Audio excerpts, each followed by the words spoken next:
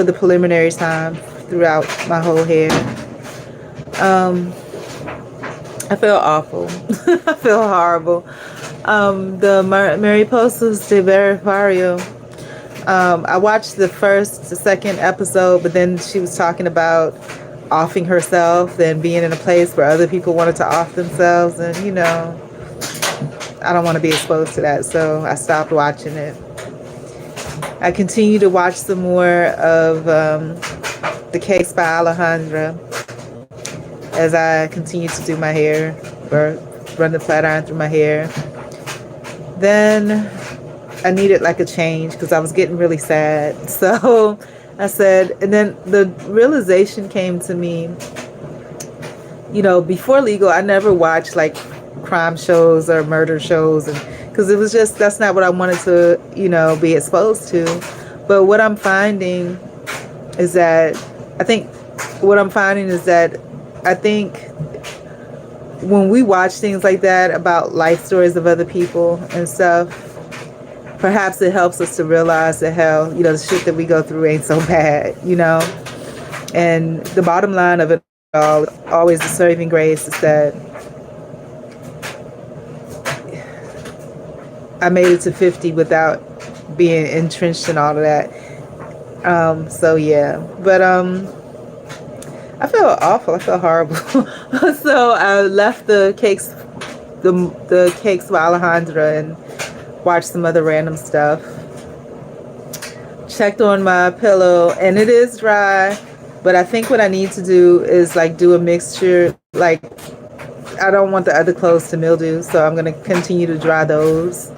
But I think what I need to do is like save all the big stuff, pillows and stuff, for last.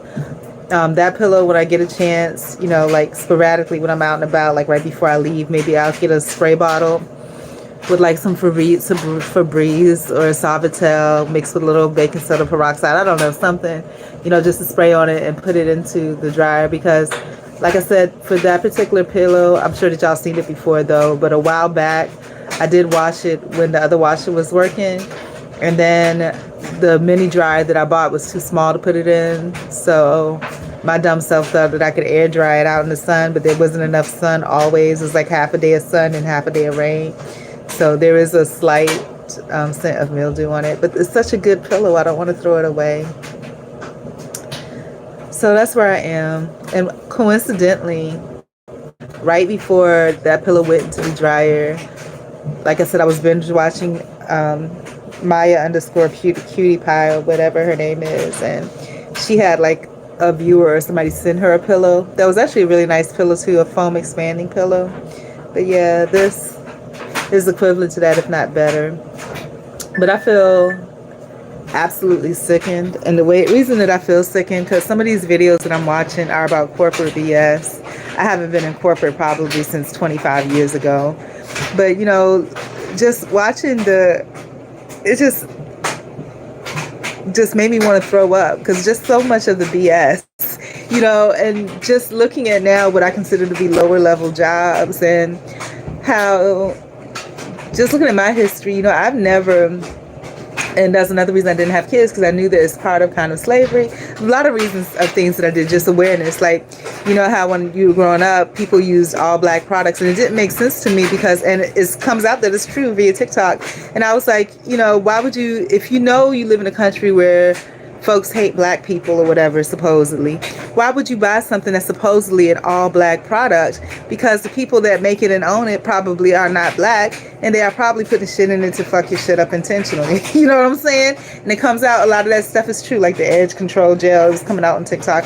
I don't use none of that shit, And when I would use shampoo, and at that point, that's when I thought I was really fortunate to be mixed, because being that my mom is Korean, she didn't buy that shit either, so I used whatever she used, VO5, Suave, Pantene, White Rain, and it's just, I feel awful. I feel terrible, like, because there's just so much bullshit, and there's so much that, you really can't talk about, or maybe I can, but I just don't have the energy to talk about it, you know what I'm saying? And then when I see these videos by other people, people are aware of the bullshit, all of it is just bullshit. I can't, And I just want to be, I want to be so done with that. You know, I don't want to be exposed to that. I don't want to be exposed to stuff that's not real to me, you know? And I used to say, well, you know, I didn't want to be exposed. Like the judge and that legal thing was like, do you watch these crime shows and whatever? I was like, no, I don't watch that. Why would I watch something like that? And what they were trying to say was that, you know, my demeanor, because I'm not the same person I was before. I used to be very professional, you know, that my demeanor and whatever was like, oh, I was being one of those. No, I never watched those shows, you know, like I thought I was a little, no, I didn't. But what it is they try to take away and break down your self-confidence in who you are so that you'll be something completely different, you know. And it's just, you know, so I said, well, maybe I should, you know, because maybe I need to be exposed. And I saw a lot of things, you know, and even the last place, like things that was saying, like they called me into some kind of crazy ass meeting, and this woman was telling me all this stuff. I was like, why are you telling me this? I don't want to be exposed to that, you know. And it's to expose you to that so you know it. But I didn't receive it and I didn't take it in because I was like, I don't, you know, why would you even talk about something like that to me in detail? You know, it's like you're trying to expose me to that and make me want, you know, it was terrible. Um, But yeah, so exposure is a big thing. I think being aware that the world has bad things, you know, I was forced in a situation where I had to be aware, but there's another part of me. I guess everything in moderation is the best way to put what I think the solution is to it is, you know, to be aware of it, to know that it exists, but to continue to stay firm on your path, you know. Yeah, there's bad people out there that do a lot of bad things, you know, but you have to know what you desire. I don't know what's going on now. The internet's acting weird, but that was the purpose of when I went to see my mother the last time, you know, because I was like a breath of relief. Oh, I get to get me back, you know. But I have to think from my mother's point of view, she didn't have a lot of support either, you know. And ridiculed by Korean people because, oh, she doesn't have money. She married some black dude. And, you know, now she got these black kids, you know. And then I think when I think about it, each time I went home previously, which was only probably 3 times over 20 years, you know, her thing was always trying to encourage me with, oh, I saw such and such today, like a high school friend or something, you know. And she said to me, mommy such, because they used to call her mom, you know, it's a high school thing. But I guess it got to the point where nobody had anything nice to say about me. And it broke my heart, like one of my quote unquote best friends from childhood. I remember the last time that I saw my mom, she was telling me how that girl's, it was sad. She was telling me how that girl's sister had died. And we were like family when we were little, you know, because she got some kind of tummy tuck or some bullshit, right? And so in my mind, we were still friends and we were still sisters, even though we weren't close. You know, in high school, we did grow apart. She found, you know, another group of friends, but I never thought nothing about it. You know, I figured that we were still okay. But I remember, you know, it's a lot of people that I have fond memories of that really don't care about me. And this broke my heart. I went home. I think they had like Hampton Bay Days Festival. And I remember being with my mom and we were walking through there and I saw her. And I thought she'd at least say hi. She just looked right past me. And my mom, the same way now, you know, I don't exist. Because I guess the thing about it is that when I come home, she doesn't have a story to tell me that I saw Melissa or I saw Nicole or I saw Isla or I saw Tia. You know what I'm saying? Because those people have nothing for me, you know? I mean, it's kind of heartbreaking. I don't know. But I understand. You know, I understand. And so what made me understand is, you know, the pain that I'm feeling and, you know, the need for encouragement and the need for support. And I have to imagine how must my mom feel, you know, and that she didn't, you know, there was nothing she could do. You know, she got these kids.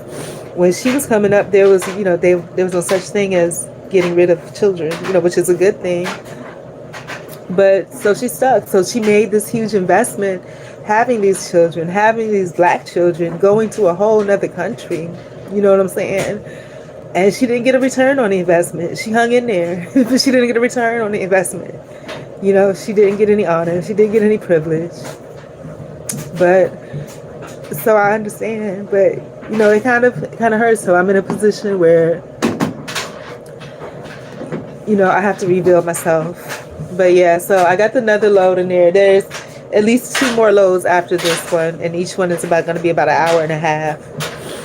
So what am I going to do with my hair from here? The steps I normally take. The first step is just to run through the flat iron to get it from afro to not afro, right?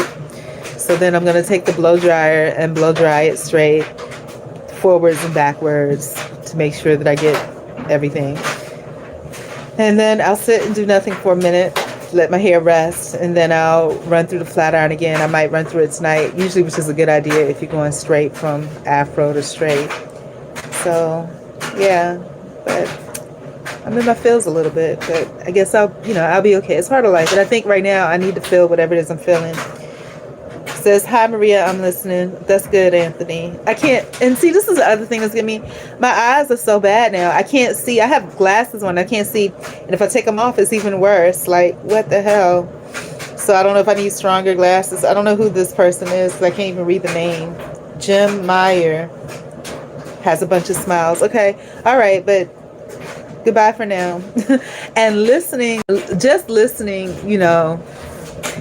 it's not enough. Share your experiences. What are some experiences that you have had? Because just listening is not enough. Share your experiences. And I'm going to be honest with you. The type of person I am, you give me a little bit, and I think we all are the same. You give me a little bit of whatever it is that you think that you can give, but I want more. You know what I'm saying? Listening is not enough. Share an experience that's relatable that you have, if you can relate. Listening is not enough. If you're gonna give for real. And I said this even through the homeless situation and all of that. Give people what they need. You know what I'm saying? But the first step that you took is good, because you showed that you're willing to give, and what you were willing to give was the statement that I'm listening. But now that you're showing a desire to give people what they need. Share an experience that you have had that's relatable. And this goes for anybody that happens upon this. But I'm out. I got to go take the next step of me being active.